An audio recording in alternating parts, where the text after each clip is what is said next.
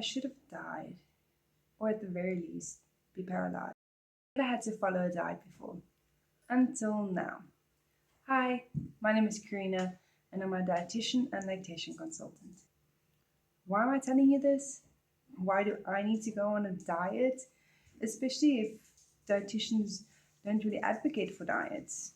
But first, like and subscribe and ring that notification bell at the bottom right corner to stay up to date with my videos. And please share this video to anyone that you might think will learn something or find it interesting. And remember, sharing is caring. And it would be great if you would follow along on this journey with me while receiving the stem cell therapy and the progress thereafter. We went away for the weekend, and the next thing I know, I woke up in a hospital. I was scared and confused. I didn't know what had happened and why I'm there. Then I did the only thing that I knew how to do. I prayed. I told God I did not know what was going on. I don't know why I'm in hospital, but I'm going to trust Him. And the moment I said amen, I felt that peace that the Bible speaks of in Philippians. And then shortly afterwards, I see my parents come walking into the room. Once my parents were there, they did answer questions that I had at the time because I felt a bit overwhelmed. So I didn't ask too many questions, if I remember correctly. But yeah, I should have died, or at the very least, be paralyzed. I should have died, or at the very least, be paralyzed. My brother and I were in a car accident. We drove on the highway, and the next thing we knew, my brother drove off the highway. To this day, don't really understand what happened completely, but that's okay. So the next photo is not for sensitive viewers. So you can see that the truck faced the right side of the photo.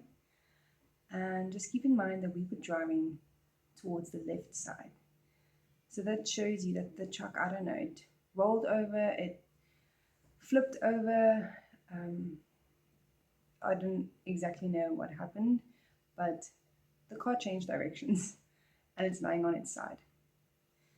And the worst part is my parents were in the car, a few cars behind us. So they saw the whole thing happen.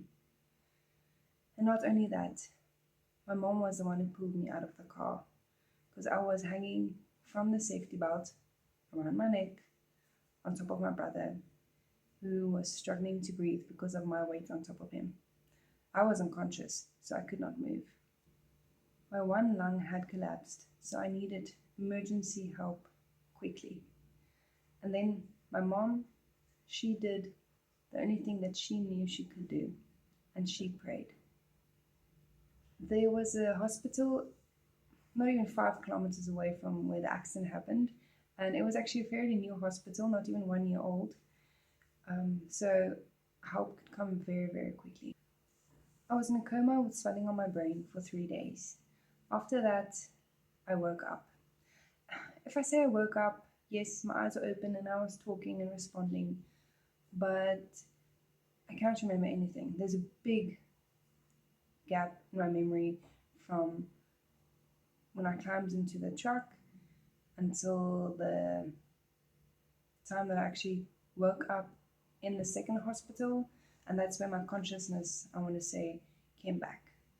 So for me, it felt like I closed my eyes and I opened my eyes there in the second. I was transferred to the second hospital because they had a really good spinal cord injury unit. I had broken my neck and I needed rehab. The doctor that operated on me, because I had a neck fusion, he believed that I wouldn't be able to walk ever again because my whole left-hand side of my body was paralyzed. But with a lot of rehab, movement came back, and I'm very happy to be able to walk today. Not optimally, but I can walk. I'm really thankful for every single person that prayed for me, for my healing, my recovery. It really helped me through this whole journey.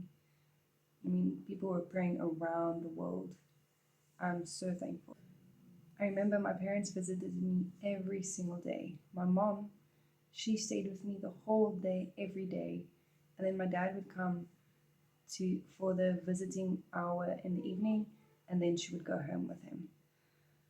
I'm so grateful for them to come every single day and just be there with me, pray with me.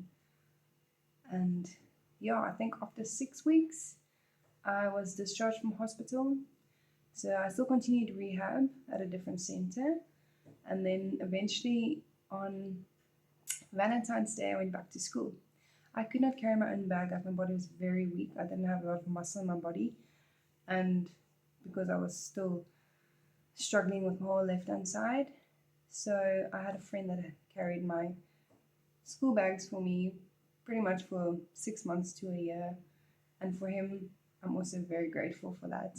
And ever since the day, I've been on a journey. Emotional pain, physical pain, and so much more. And I am living with the consequences, or well, the repercussions. But I can at least walk, I can move, I can talk. So there's nothing visually wrong with me. But inside, it's very difficult. Doing things with my left-hand side, the spasticity is very severe. So trying to move, it takes a whole lot of energy for me to try and do that. Because I'm trying to fight against my own body that's trying to, that is contracting so tightly. But all I can say at the end of the day, all glory be to God that I'm here, I'm alive, and I'm walking. So where does the diet come in all of this? So after 14 years, I have finally come across something called stem cell therapy. It's quite new in the medical world, in a sense. Oh, it's not new as in the first year, but a few years now. And I found a doctor in Nelspruit that actually administers it. So, and for that all to work, I need to follow an anti-inflammatory diet. And this is very hard for me because that means no sugar, no starches really, and I have a big sweet tooth.